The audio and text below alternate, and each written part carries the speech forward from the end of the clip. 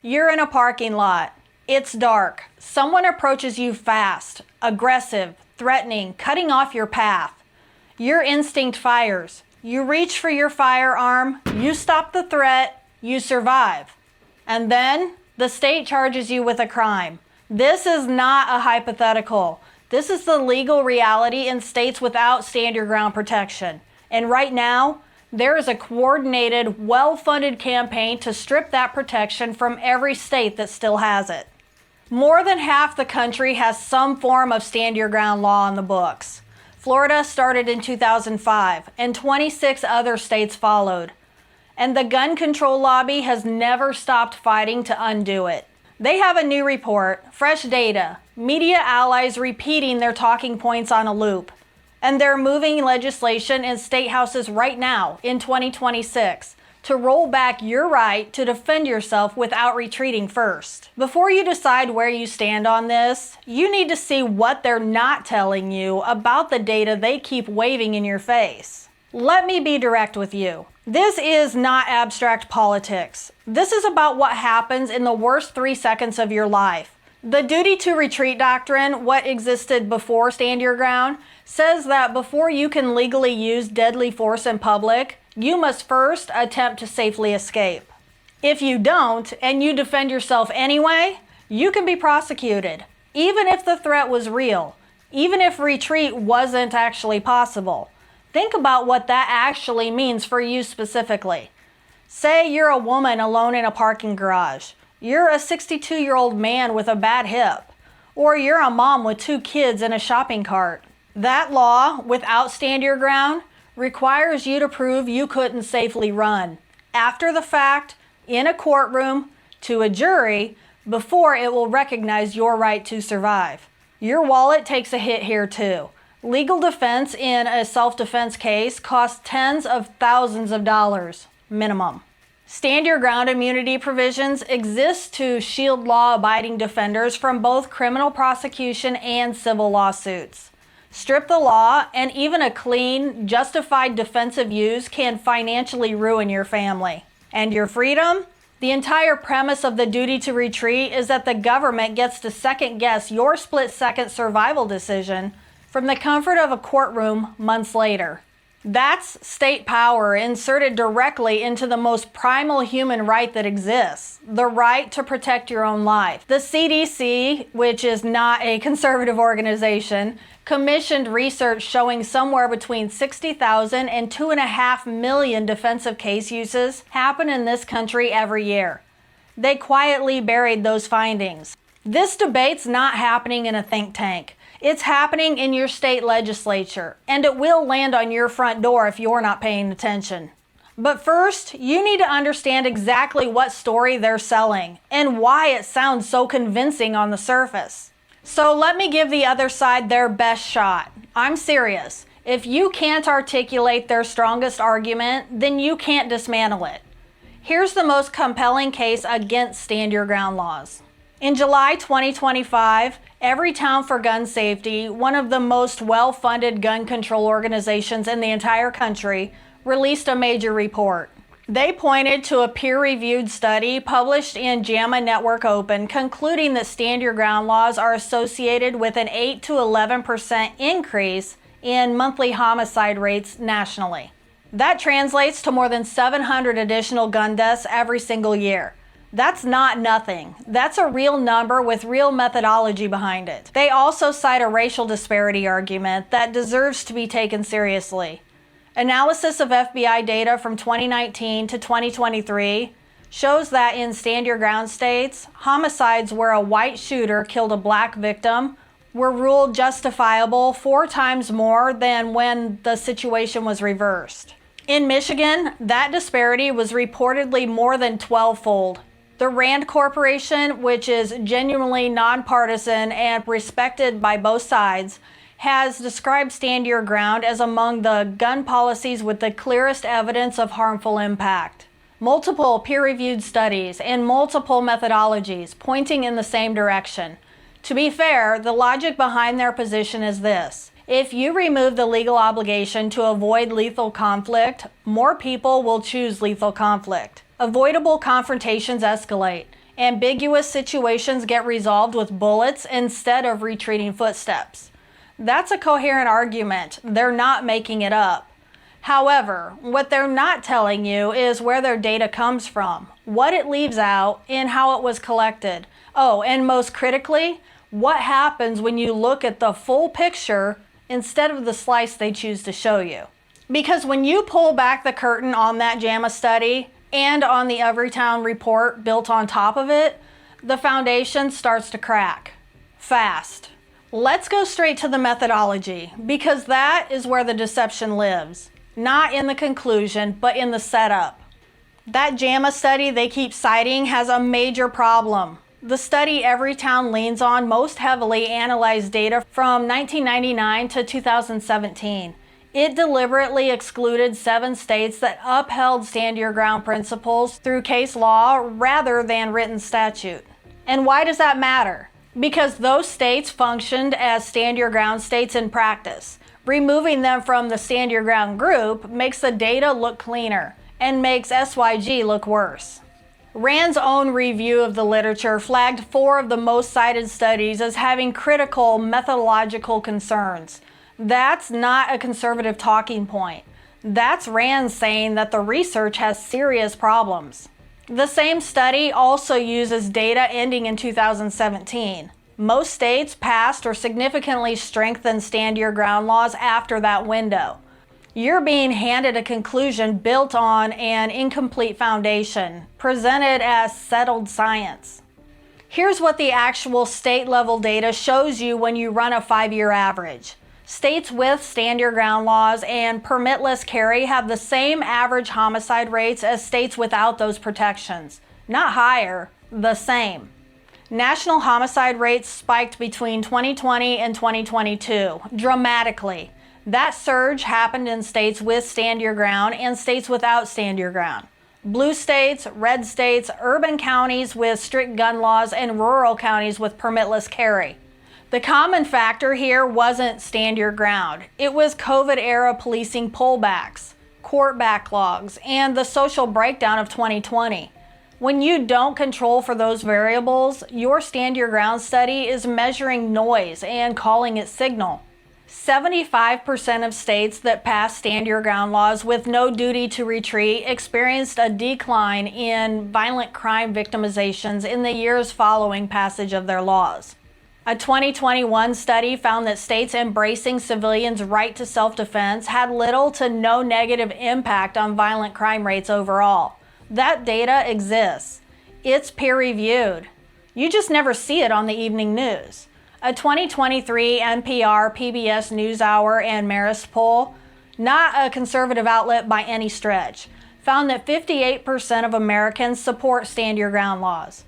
The majority of this country does not view self-defense as a public health crisis. The media narrative is running directly against public consensus.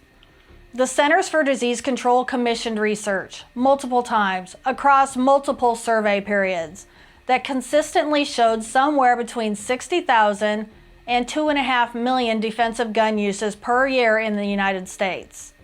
At the low end, that is still tens of thousands of people using a firearm to protect themselves without firing a shot. At the high end, it dwarfs the roughly 19,000 annual gun homicides by orders of magnitude. The CDC withdrew those findings from public-facing materials under political pressure. That data did not change. The methodology wasn't overturned. The findings were simply inconvenient. According to the available survey data, you're 85% more likely to use a firearm in self-defense than to be murdered by one. That's the statistic they don't want anywhere near this debate. Here is the clinical reality, and I say this as a nurse. In a violent encounter, the average response window is 3 seconds or less. The human body does not run a legal analysis in 3 seconds. It runs a survival protocol. The duty to retreat doctrine assumes you can assess, calculate, and execute a safe escape in real time, in the dark, under adrenaline, while someone is actively threatening your life. That assumption is physiologically false. Courts designed the duty to retreat from the inside of a quiet building, months after the incident, with all the information the victim didn't have. Stand your ground law simply acknowledges what the human body already knows, that survival decisions are made in fractions of a second, and that law should protect the defender, not the attacker who created the situation in the first place. So why does the media keep running with the same flawed JAMA study? Why did the CDC bury its defensive use research? Why is Everytown, funded in no small part by Michael Bloomberg, releasing a major report at exactly the moment state legislatures are actively debating Stand Your Ground expansion? Because Stand Your Ground laws are one of the clearest, most concrete expressions of the armed individual's right to resist. Not just criminals, but the entire system that says the state knows better than you how to handle a threat to your own life. A disarmed population that's been legally conditioned to retreat first is a population that has internalized compliance as a survival strategy. That's not self-defense. That's submission dressed up in legal language. And in the next section, we're going to talk about exactly why the principles behind Stand Your Ground matter far beyond the courtroom, and what's really being dismantled when they come after this law. So now we have the facts. Let's talk about what they actually mean. Because if you think this fight's about homicide statistics and JAMA studies, then you're missing the point entirely. Stand Your Ground isn't just a self-defense law. It's a philosophical line in the sand. And the people trying to erase it know exactly what they're doing. Here's a government power question nobody is asking out loud. Before Stand Your Ground, the legal doctrine of duty to retreat placed the state in a very specific role, arbiter of your survival decisions. A prosecutor working for the government got to decide after the fact whether you retreated correctly, whether you ran fast enough, whether the threat was real enough to justify your response, whether you deserved protection under the law. That's not a justice system. That's a permission system. Stand Your Ground removes that permission requirement. It says the state does not get a veto on your right to survive. And that's why the gun control lobby fights it with such intensity. It's not really about 700 deaths per year. It's about who holds the authority in the moment when your life is on the line, you or the government. Now let's talk about which individual rights are being eroded here. Every time a state strips Stand Your Ground protection, 3 rights take direct hits. First, bodily autonomy.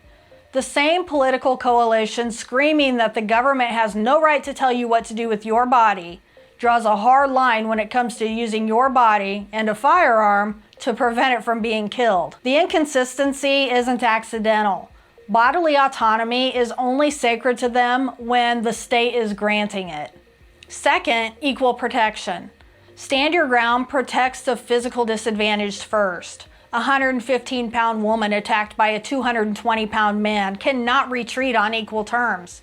A 68-year-old grandfather with 2 bad knees can't outrun a 22-year-old aggressor. The duty to retreat presumes physical equality that doesn't exist. Strip Stand Your Ground and you've handed a legal advantage to every physically dominant attacker in the entire country. Third, property of the person. Your body is your most fundamental piece of property. The non-aggression principle, the cornerstone of libertarian political philosophy, is simple. You have no right to initiate force against another person. But when someone else initiates force against you, you have every right to stop it. The state inserting a mandatory retreat requirement into that equation violates the NAP at its most basic level. You did not start the confrontation.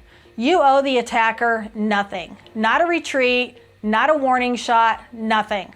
Let's talk about the free market angle, because there is one. Gun control advocacy is not a grassroots movement. Everytown for gun safety is funded at a scale that dwarfs most political action committees. Bloomberg Philanthropies alone has invested hundreds of millions of dollars into anti-gun legislative campaigns at the state levels. This is a billionaire using institutional money to restrict the rights of individuals who cannot afford legal defense teams. There's a name for that in economics. It's called regulatory capture. When a well-funded institutional interest shapes law to benefit itself, In this case, a donor class that lives behind private security at the expense of ordinary people who rely on their own two hands and a firearm to stay safe. That's crony power politics dressed up as public health. And the market for personal safety is clear. Americans purchase firearms in record numbers through the last 5 years. They're voting with their wallets. The state, it's trying to override that vote with legislation. And one more thing, this is not a Republican versus Democrat issue. Any Republican who grandstands on Second Amendment rights while quietly rolling back immunity provisions in Stand Your Ground law for compromises deserves the same scrutiny as any Democrat pushing outright repeal. The party label means absolutely nothing. The voting is what matters. Self-defense is not a partisan value, it's a human one. What you just heard is a principle at stake. Now let's talk about what happens if the principle loses. This is where it gets serious, because the legislative landscape in 2025 and 2026 is not static. Blue state legislatures are moving fast. Colorado just passed a sweeping semi-automatic restrictions bill. Washington State pushed through permit-to-purchase requirements. Maine voters approved extreme risk protection orders in November of 25. Rhode Island has an assault weapons ban that takes effect in July of 26. These aren't isolated events. They're a coordinated pattern, and the federal machinery is in motion too. The National Gun Violence Research Act, H.R. 5622, introduced in the 119th Congress, would authorize $25 million annually for federal gun research through 2031.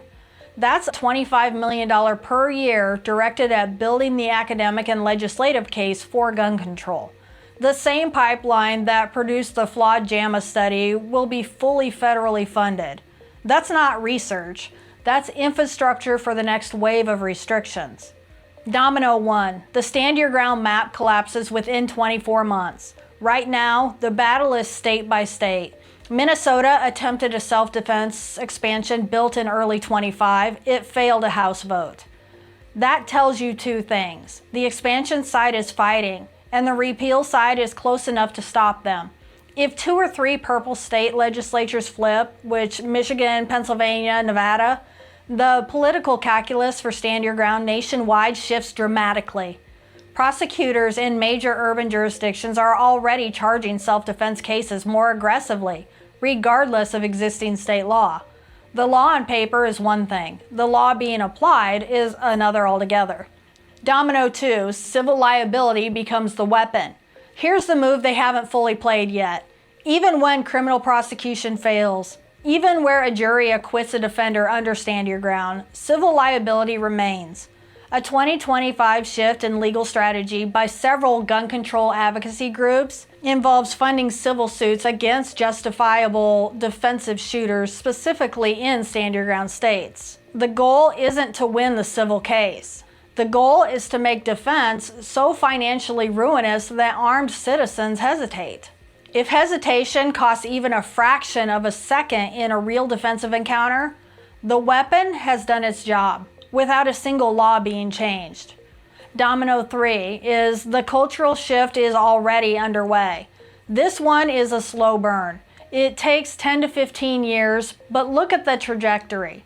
When public schools teach conflict de-escalation as a mandatory curriculum while removing any discussion of lawful self-defense as a civil right, you're shaping the next generation's instinct. When media coverage of every defensive shooting leads with "was it justified?" and the coverage of violent crime leads with victim demographics, you're conditioning the audience to view armed defense as morally suspect. If the instinct to protect yourself gets reframed as aggression, Stand Your Ground is already defeated, regardless of what the statute says.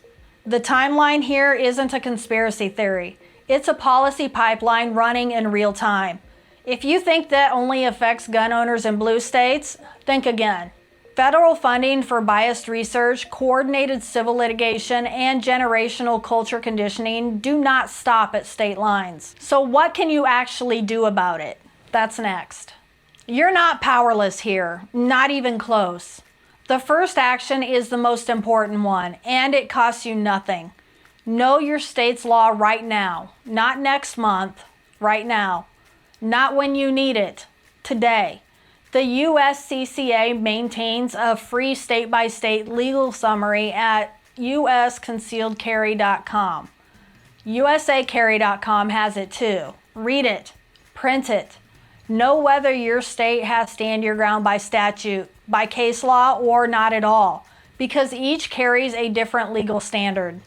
If you carry and you're not a member of a legal defense organization like the USCCA, ACLDN, or the US Law Shield, that's a gap in your preparation.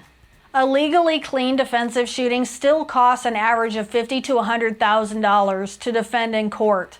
Legal defense memberships run $10 to $30 a month. That math is not complicated. The second action is local and it's direct. Your state representative, not your U.S. Senator, your state rep, is the single most accessible elected official in your government.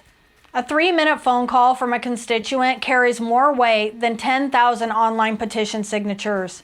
If your state is actively debating stand your ground expansion or restriction right now, then that call matters this week, not next session, this week. Find your rep at ncsl.org and make that call.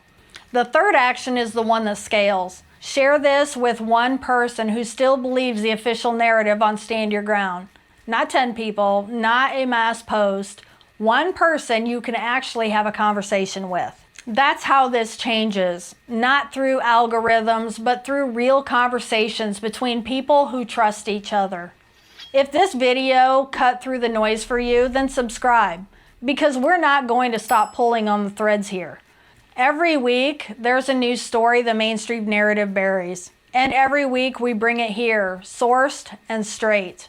Comment below with your state. Tell me whether you have stand your ground where you live and whether you feel protected by it. I read those comments. That conversation matters. The Second Amendment does not give you the right to self-defense. You were born with that right.